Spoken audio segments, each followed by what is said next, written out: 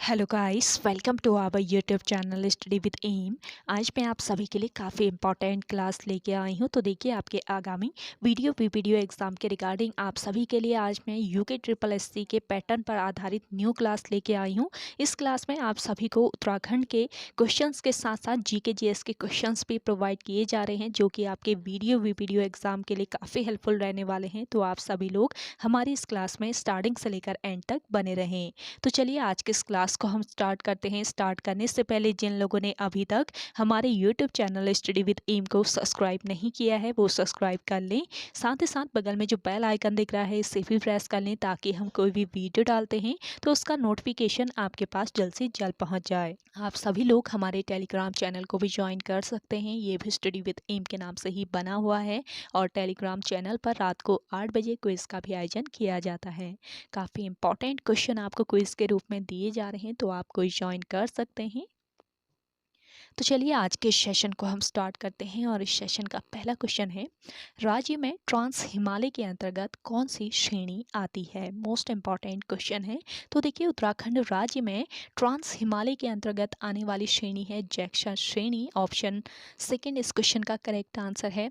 Trans Himalaya की बात करें तो ट्रांस हिमालय उसे कहते हैं जिसका उद्भव हिमालय से पहले हुआ हो।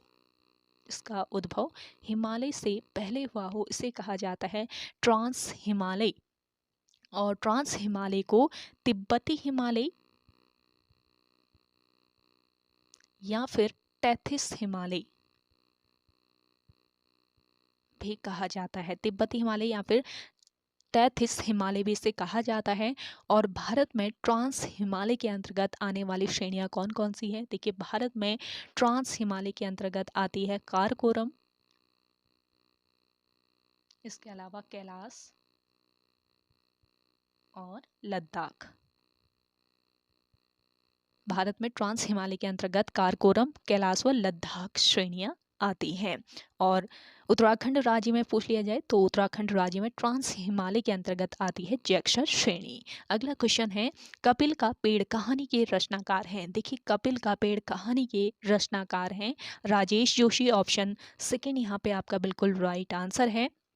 देखिए, राजेश जोशी जो कि एक रचनाकार हैं और इनकी अन्य रचनाओं की अगर हम बात करें तो एक दिन पेड़ बोलेंगे, इसके अलावा मिट्टी का चेहरा, मिट्टी का चेहरा और नेपथ्य में हंसी, ये इनकी अन्य रचनाएं हैं जो कि आयोग के द्वारा पूछी जा सकती हैं। और मिट्टी का चेहरा जो है ये इनका काव्य संग्रह है, ये भी आप ध्यान रखेंगे, काव्य संग्रह है इनका ये। और देखिए, राजेश जोशी जो हैं ये साहित्य अकादमी पुरस्कार से सम्मानित हैं। इन्हें साहित्य अकादमी पुरस्कार मिला था वर्ष 2002 में। किस रचना के लिए इन्हें साहित्य अकादमी पुरस्कार से सम्मानित किया गया? अगर आपको आंसर आ रहा है तो आप कमेंट सेक्शन में कमेंट करके बताइएगा। नेक्स्ट क्वेश्चन है, हिमालय के प्रसिद्ध फोटोग्राफर स्वामी सुंदरानंद का निधन कब हुआ। देखिए, हिमालय के प्रसिद्ध फोटोग्राफर थे स्वामी सुंदरानंद और इनका निधन हुआ वर्ष 2020 में, यानी कि ऑप्शन फोर्थ यहाँ पे आपका राइट आंसर हो जाएगा। देखिए, स्वामी सुंदरानंद के जन्म की अगर हम बात करें तो वर्ष 1916 ईस्वी को आंध्र प्रदेश राज्य के नेल्लौर जिले के अनंतपुरम गांव में इनका जन्म हुआ था। स्वामी सुंदरानंद द्वारा गंगोत्री धाम में एक मंजिला चित्रशाला का निर्माण किया गया, जिसमें उन्होंने अपने जीवन काल में हिमालय की विकटता की तस्वीरों को समाहित किया है। और इसका नाम उन्होंने क्या रखा, ये भी आपसे पूछा जा सकता है। इसका नाम उन्होंने रखा था तपोवनम हिरण्यगर्भ। नोट कर लीजिएगा, इस चित्रशाला का नाम इन्होंने क्या रखा था, तपोवनम हिरण्यगर्भ। और स्वामी सुंदरानंद गंगोत्री कब पहुंचे थे, ये भी पूछा जाए आपसे तो आपको याद रखना है 1948 में, 1948 में ये गंगोत्री पहुंचे थे। अगला क्वेश्चन देखेंगे, डोबरा चांठी पुल किस जनपद में स्थित है? देखिए डोबरा चांठी पुल है आपके टिहरी गढ़वाल में। ऑप्शन थर्ड यहाँ पे आपका राइट आंसर हो जाएगा। डोबरा चांठी पुल जो है ये भारत का सबसे लंबा मोटर वाहन युक्त सिंगल लेन पुल है। इसकी लंबाई की बात की जाए तो 440 मीटर इसकी लंबाई है। यह पुल टिहरी झील में निर्मित है और इस पुल का डिज़ाइन आईआईटी रुड़की और कानपुर द्वारा बनाया गया था। इम्पॉर्टेंट पॉइंट है। और इसके बाद विदेशी सलाहकार की सहायता से इस पुल का निर्माण कार्य शुरू किया गया। अगला क्वेश्चन है, निम्न में से मंगलेश डबराल का यात्रा वृत्तांत है। देखिए मंगलेश डबराल का यात्रा वृत्तांत इनमें से है, एक बार आयोवा। ऑप्शन फर्स्ट इस क्वेश्चन का राइट आंसर है। देखिए पहाड़ पर लालटेन, घर का रास्ता और इसके अलावा हम जो देखते हैं ये इनके क्या हैं, काव्य संग्रह हैं। काव्य संग्रह हैं। एक बार आयोवा ये इनका यात्रा वृत्तांत है, बाकी इनके काव्य संग्रह है। इनके जन्म की बात की जाए तो 1948 में इनका जन्म हुआ था टिहरी गढ़वाल में। टिहरी में इनका जन्म हुआ था। और देखिए इनका गद्य संग्रह अगर आपसे पूछ लिया जाता है तो लेखक की रोटी, इसके अलावा कवि का अकेलापन, ये इनके गद्य संग्रह हैं। और वर्ष 2001 में इन्हें एक सम्मान मिला था। कौन सा सम्मान इन्हें मिला था? अगर आपको आंसर आ रहा है तो आप कमेंट करके बताइएगा। और देखिए हम जो देखते हैं ये इनका काव्य संग्रह है, इसके लिए इन्हें साहित्य अकादमी पुरस्कार से सम्मानित किया गया। अगला क्वेश्चन देखेंगे, सल्दन नामक गर्म झरना किस जनपद में स्थित है? देखिए सल्दन नामक जो गर्म झरना है ये आपके कहाँ पर स्थित है? चमोली में स्थित है। ये आपको याद रखना है, चमोली। ऑप्शन थर्ड बिल्कुल राइट आंसर हो जाएगा। देखिए वसुंधरा जलप्रपात भी है आपके चमोली जनपद में। और यह प्रपात किस नदी पर है? वसुंधरा प्रपात किस नदी पर है पूछ लिया जाए? अलकनंदा नदी पर, अलकनंदा नदी पर स्थित है वसुंधरा जलप्रपात। और इस प्रपात की ऊंचाई 112 मीटर है जो कि चमोली में स्थित है। और सल्दर नामक झरना भी आपके चमोली जनपद में ही स्थित है। नेक्स्ट है, जायकवाड़ परियोजना किस नदी पर स्थित है? देखिए इंपॉर्टेंट क्वेश्चन है। जायकवाड़ परियोजना स्थित है आपके गोदावरी नदी पर। ऑप्शन फर्स्ट इस क्वेश्चन का राइट आंसर है। देखिए यह जो परियोजना है ये किस राज्य में लोकेटेड है ये भी पूछा जा सकता है। तो देखिए महाराष्ट्र राज्य के पैठण औरंगाबाद में जायकवाड़ परियोजना स्थित है। और नासिक के पास त्रियंबकम पहाड़ी से इस नदी का उद्गम होता है। किस नदी का? गोदावरी नदी का। और गोदावरी नदी पर ही यह परियोजना स्थित है। जायकवाड़ी परियोजना भारत की एक प्रमुख नदी घाटी परियोजना है।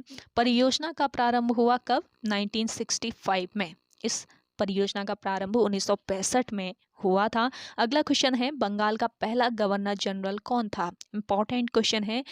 बंगाल का पहला गवर्नर जनरल था वॉरेन हेस्टिंग्स। ऑप्शन थर्ड यहाँ पे आपका राइट आंसर हो जाएगा।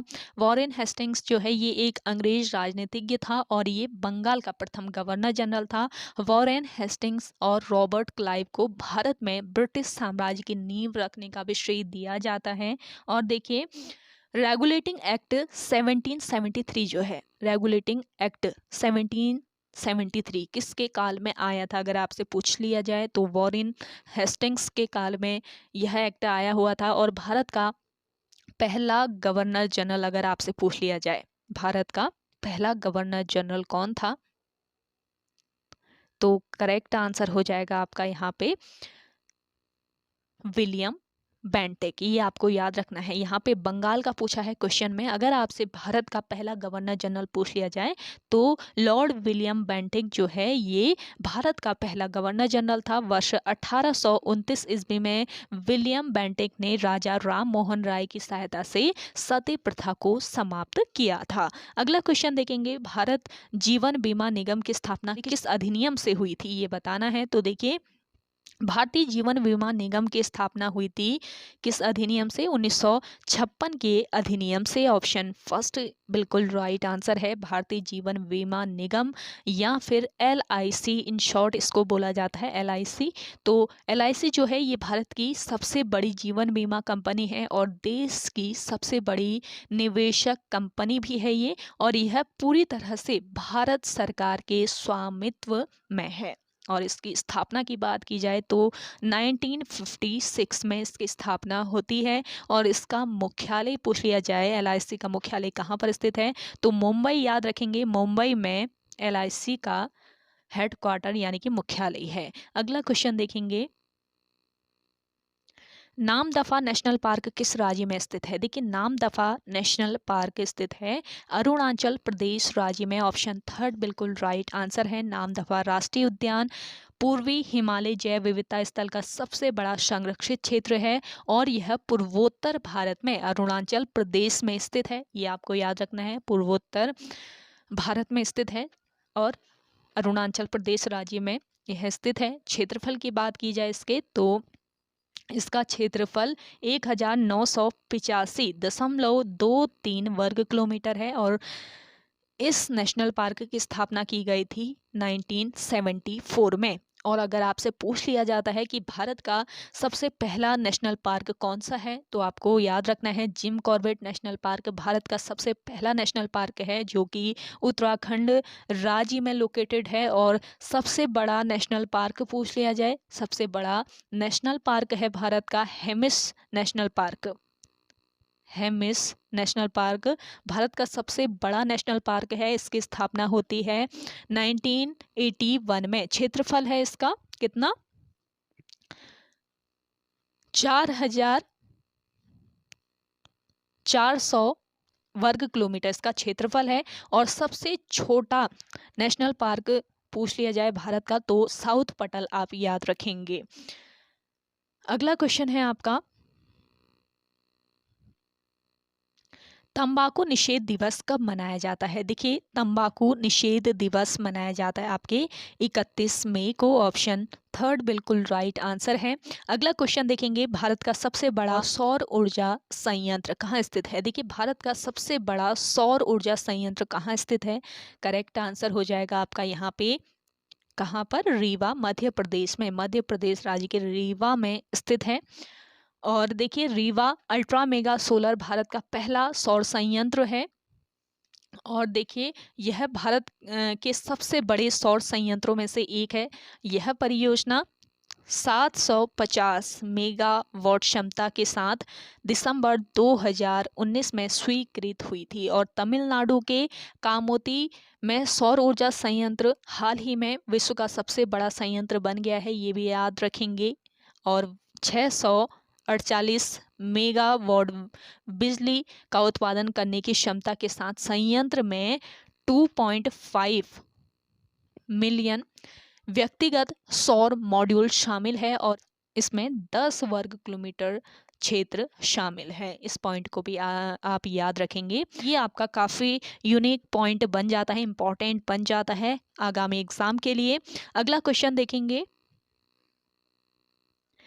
मजियाली का सूर्य मंदिर किस शैली में निर्मित है, ये बताना है। तो मजियाली का जो सूर्य मंदिर है ये है पुष्पक शैली में निर्मित। ऑप्शन फर्स्ट बिल्कुल राइट आंसर हो जाएगा। मजियाली का जो सूर्य मंदिर है ये उत्तराखंड राज्य के उत्तर काशी जनपद में कमल नदी के तट पर स्थित है। कमल नदी के तट पर यह मंदिर स्थित है।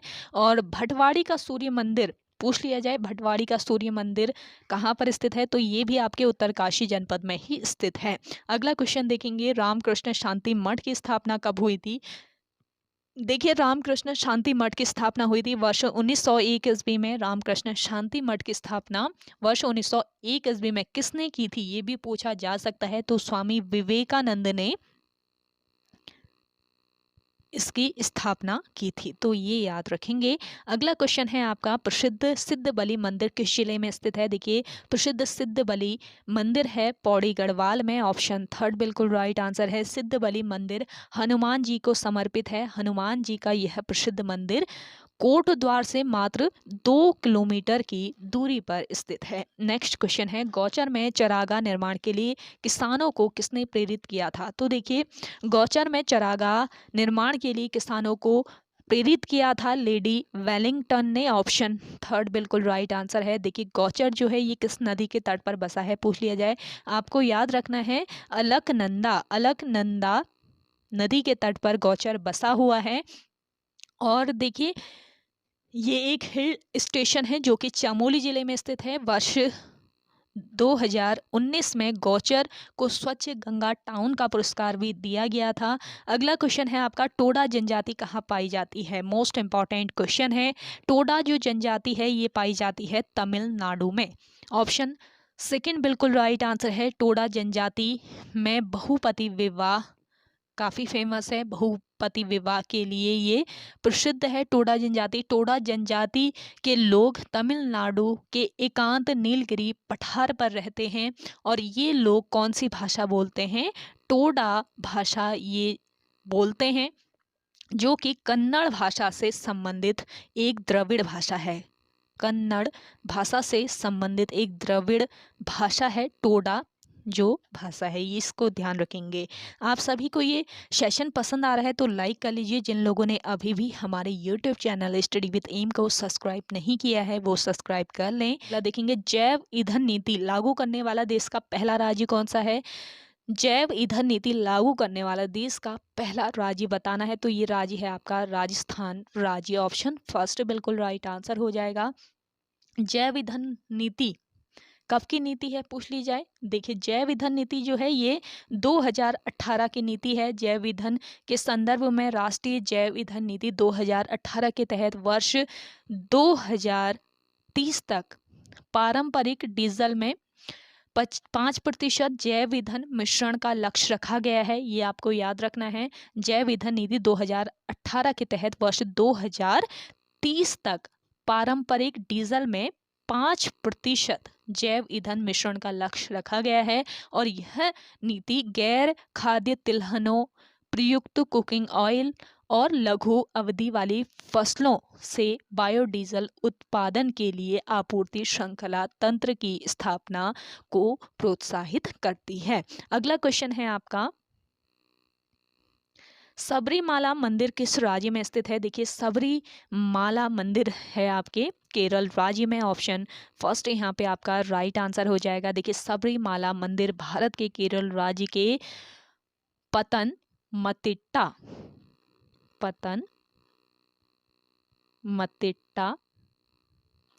जिले के पेरियार टाइगर अभयारण्य के भीतर सबरीमाला पहाड़ पर स्थित एक महत्वपूर्ण मंदिर परिसर है और यह विश्व के सबसे बड़े तीर्थ स्थलों में से एक है। और देखिए, यह मंदिर भगवान अयप्पन को समर्पित है। सबरीमाला मंदिर किस देवता को समर्पित है पूछ लिया जा सकता है तो देखिए, अयप्पन को यह मंदिर समर्पित है। अगला क्वेश्चन देखेंगे, संघाई हिरन किस राज्य का राजकीय पशु है? देखिए, संघाई हिरन जो है ये है किस राज्य का? मणिपुर राज्य का राज्य पशु। ऑप्शन थर्ड यहाँ पे आपका राइट आंसर हो जाएगा। इसके अलावा देखिए, डांसिंग डियर संघाई हिरण का लोकप्रिय नाम है, ये आपको याद रखना इंपॉर्टेंट पॉइंट है। डांसिंग डियर ये संघाई हिरन का लोकप्रिय नाम है जो केवल मणिपुर में लोकटक झील के केबुल लामजाओ नेशनल पार्क में पाया जाता है। लोकटक फुमडी यानी कि तैरती हुई वनस्पति के लिए काफ़ी जाना जाता है। इस पॉइंट को आप ध्यान रखेंगे। तो ओके गाइज, आज के सेशन में इतना ही। आई होप आप सभी को आज का ये सेशन काफ़ी पसंद आया होगा। अगर आप सभी को आज का ये सेशन पसंद आता है तो इस सेशन को लाइक कीजिएगा, शेयर कीजिए। जिन लोगों ने अभी भी हमारे YouTube channel study with M को सब्सक्राइब नहीं किया है वो सब्सक्राइब कर लें। तो चलिए मिलते हैं एक नेक्स्ट इंटरेस्टिंग वीडियोज़ के साथ। तब तक के लिए धन्यवाद।